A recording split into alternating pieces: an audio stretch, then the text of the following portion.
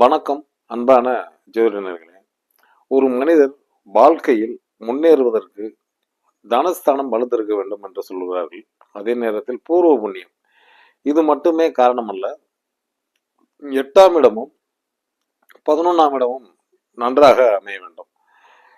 இந்த அமைப்பு பாத்தீங்கன்னா எந்த லக்னமாக இருந்தாலும் தனஸ்தானத்தை குரு பார்த்தால் மிக செல்வந்தராகவும் இருக்கிறார்கள். அதே நேரத்தில் பார்த்தீங்கன்னா 5 கூடையவன் பூர்வ புண்ணியாதிபதியை குரு பார்த்தாலும் வெற்றியாக திகழ்கிறார்கள். இதில் தன வரவு கூடும் இடம் 2ஆம் இடத்தை எல்லோரும் குறிக்கிடுகிறோம். இந்த 4 இடத்தையுமே 2ஆம் இடம், 5ஆம் இடம், 8ஆம் இடம், 11ஆம் இடம், இந்த 4 கிரகங்களில் ஒரு கிரகமாவது வலுத்திருந்தால் அவர்கள் வரும் நல்ல திசை காலங்களில் வெற்றி பெறுகிறார்கள்.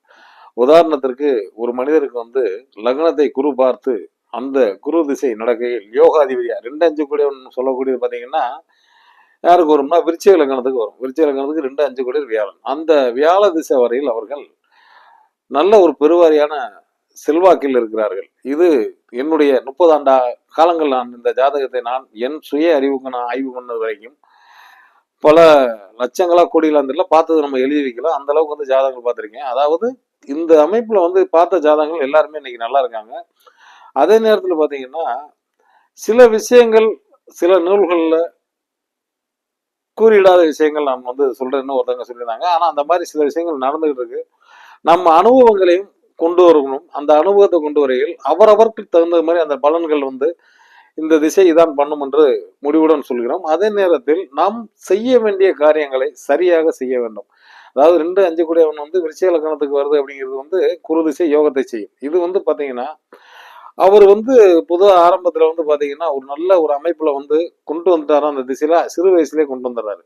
இல்ல மத்தியம வயசு 40 வயசு 45 வயசு 50 வயசுக்கு மேல சில ஆள் பாத்தீங்கன்னா சாதனையாளராகவும் இருக்காங்க. இது நான் நிறைய ஜாதகங்கள் நான் கண்ணார நான் பார்த்த ஜாதகங்களில் அப்படி ஒருவர் வளர்ந்த ஜாதகங்களில் ஒவ்வொருத்தரையும் நான் பார்க்கிறேன். அதே நேரத்தில் வெற்றிகள் பெறுவதற்கு குலதெய்வ அருள் கண்டிப்பான முக்கியம். ஏன்னா 2-5 கூட பூர்வ புண்ணியம் குலதெய்வத்தை நாம் வலுப்படுத்தும் போது வெற்றிகள் அதிகமாகிறது. இன்னைக்கு எத்தனையோ ஜோதிடர்கள் ஒவ்வொருத்தர் கருத்துக்களை சொல்லும் போது உங்களுக்கு எந்த ஜோதிடர் பிடிக்குது என்பதை நீங்கள் எல்லா ஜோசியரும் நீங்க யூடியூப்ல போட்டு இருக்காங்க. இதுல பாத்தீங்கன்னா ஒரு பக்கம் படிப்பறிவு அதிகமா உள்ள ஜோசியர் இருக்காங்க. ஒருத்தவங்க பாத்தீங்கன்னா அனுபவ பகுத்தறிவால் ஒரு சில ஜோசியர் இருக்காங்க.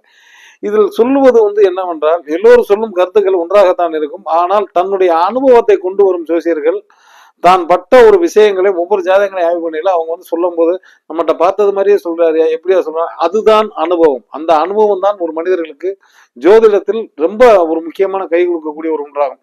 வாக்கு ஸ்தானாதிபதி ஜோதிடருக்கு சொல்லும் போது நல்ல வாக்குகள் ஸ்தானங்கள் இருந்தால் கண்டிப்பான முறையில் அவர் யதார்த்தமா சொன்னா கூட எனக்கு சொன்னோம்ல அந்த ஜோசியர் போற போக்குல சொல்லிட்டு போறாரியா அப்படின்னு சொல்றாங்க.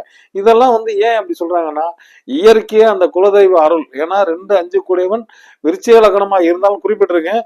அவர் லக்னத்தை பார்க்கும்போது அந்த திசை நடக்கையில் அவர் அங்கே ரேவதிங்கிற சாரத்தை மீனா வாங்கினார்னா 11 கூடியவன் சாரம் ஒருத்தருக்கு ஒருத்தர் கனெக்ட் ஆயிருது. அதாவது 2 கூடையவன் பிளஸ் 5 கூடையவன் 11ஆம் இடத்து தொடர்பு கொள்ளையில் அவர்கள் பதவி உயர்வு மற்ற விஷயங்கள் அரசியல் சார்ந்து ஆன்மீகம் சார்ந்து இந்த மாதிரி விஷயங்களை சாதிக்கிறாருங்க. எந்த விஷயத்தில் பணங்காசுகள் வரும் என்றதை அவர்களே நிர்ணயம் பண்ண முடியாது. ஜோதிடத்தை வரும்போது அதை நிர்ணயம் பண்ணக்கூடிய ஜோதிடர் நிறைய இருக்காங்க. கண்டிப்பான முறையில் இந்த வீடியோவை நான் போடுகிறதை மற்ற அனைவருக்கும் சப்ஸ்கிரைப் பண்ணி விட்டுருங்க, லைக் பண்ணிருங்க. கண்டிப்பான முறையில் இது போய் சேர வேண்டிய இடத்துக்கு ஒவ்வொரு மனிதர்களும் பார்க்கையில் கண்டிப்பான ஒரு வெற்றி இருக்கிறது.